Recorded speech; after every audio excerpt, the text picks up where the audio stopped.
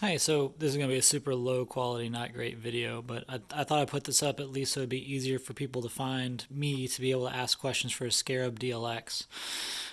There's just a fairly long comment, or I don't know, I guess it's a smaller thread on Tactical Gear about how everyone likes their Scarabs. And I mentioned I've got a Scarab DLX and a Scarab LT, and there's almost no information that I can find online about the Scarab DLX. I actually bought this thing basically blind. Um, got this actually during COVID from Evike. So I paid $200. This is a small Scarab in black. Um, so I thought I'd do I don't know, a short information video on some of the stuff I couldn't find online. So what they do instead of traditional mollies, you got these laser cut panels, and they feel fairly strong. I wouldn't be super concerned about them tearing out. This carrier is actually a secondary carrier for us, so this doesn't get a lot of wear on it like my Scarab LT does, so I can't speak as well to wear and tear. The front placard has got spots for a placard system, but you don't have Velcro to support that.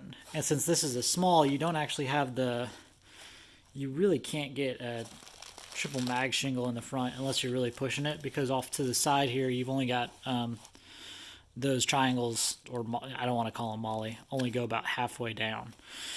One of the questions, so like the Scarab LT has got a proprietary cummerbund system with the fingers in the back. This is kind of the more traditional cummerbund, where on both the front and the back it's just a standard Velcro cummerbund. The sidewalls here, you of course have their version of, I think this is a Dyneema Molly. But you do have the spot where you can run a dangler. This is a Sword USA on the man full, which is what I use for admin stuff, just because it's easier to get to. This side I got a mag off on the cummerbund. Flip it over, hydration carrier. Nothing crazy there. But I don't want to step on this and show all you guys my toes. But on the back you've got just the same standard cummerbund that I think most people will run to get back in here. So on the plate bag, so I think you've got a retention area on the inside like you do most plate carriers, so you can hold, or I guess like all velocity carriers, so you can hold smaller plates in place.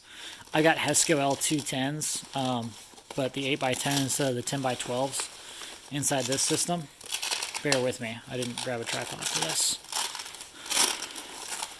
But so like the hescos, I don't know, really stop about here in my carrier, about halfway down. But I'm still able to retain them all the way up. So they stop about where my thumb is.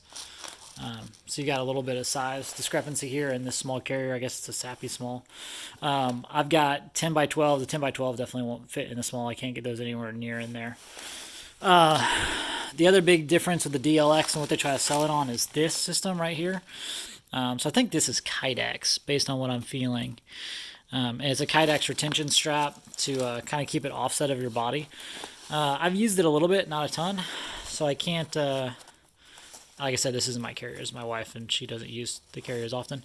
I'm kind of surprised by how this side's not as bad as some of the others, but it looks like in some cases they're actually using shears to cut this material instead of, and it's pretty sharp and jagged, so here's a good example. Looks like they just went through with shears instead of laser cutting this stuff, which blows my mind.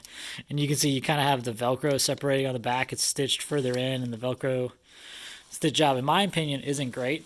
Like, this whole thing was bad enough that I actually reached out to Velocity Instagram to verify that Evike was a legitimate carrier, because I know they carry a lot of Chinese crap. But they said, no, it's legit. I mean, I don't have a Velocity tag anywhere on here sewn in place. I mean, it barely talks about the size. But you've got this Velcro system to offset it. I mean, it's mesh. It probably breathes a little better. But like I said, it's not my primary carrier.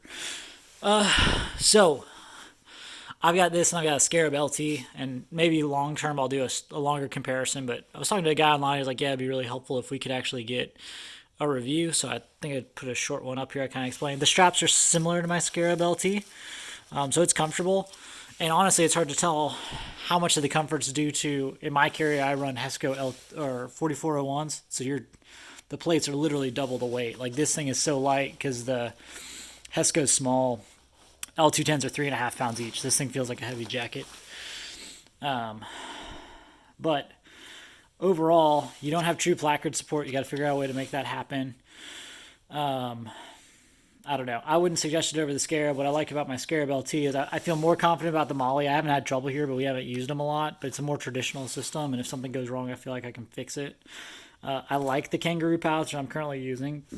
The kangaroo pouch on my L or on my LT, so I like that about it, and I like the cummerbund and everything on it. But it's not a bad carrier. I just don't think it's a $400 carrier when like when you can buy a JPC that would be a slicked out carrier for $210. I think the Scarab makes a lot more sense, and why I bought a Scarab initially on the LT side was because it can take a lot more weight. Theoretically is what the internet says, and I find my Scarab LT incredibly comfortable even with 15 pounds of plates and all my other gear for 5+ hours doing force on force. So overall, I would probably advise against the Scarab DLX. I think a lot of people feel the same way. I think that's why you have such a hard time finding information about it online. Like there's one video of SHOT Show from Velocity, and that's it. There's no other videos really describing what you've got here.